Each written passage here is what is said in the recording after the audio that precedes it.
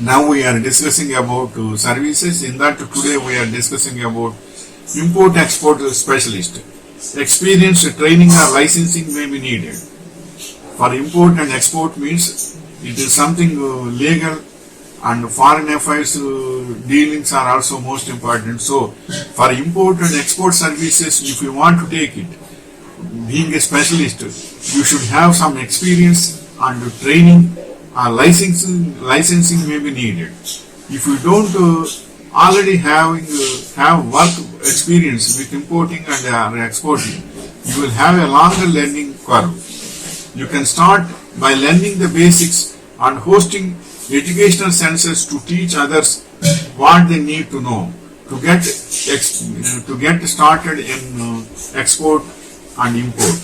That alone would probably gain you your first couple of clients. If you keep going with educational seminars and expand your reach to outside your immediate region, and you could probably develop a sufficient and ongoing customer base very quickly.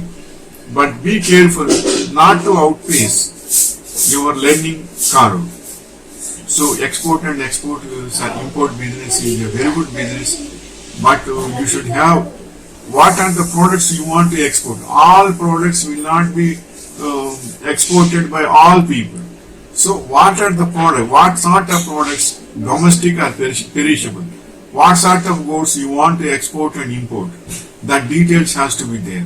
Once if you are that, you should have a social media ad and website should be there, and as well as in ads also should be there, and otherwise in very big centers also you should have a board also. By that you can understand what are the exports and imports are there, because export tea coffee exports are there, in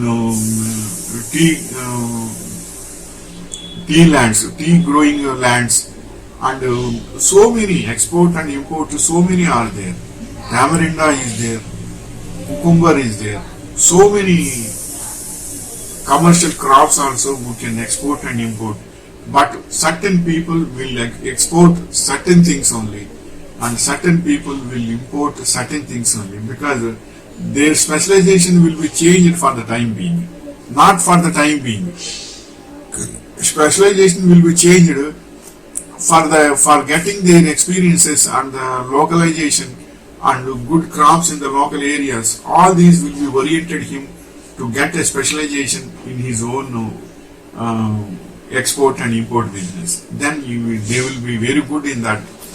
And always maintain interrelationship, IRPM also, interrelationship management also most important, because if your exports are less means you can share to others.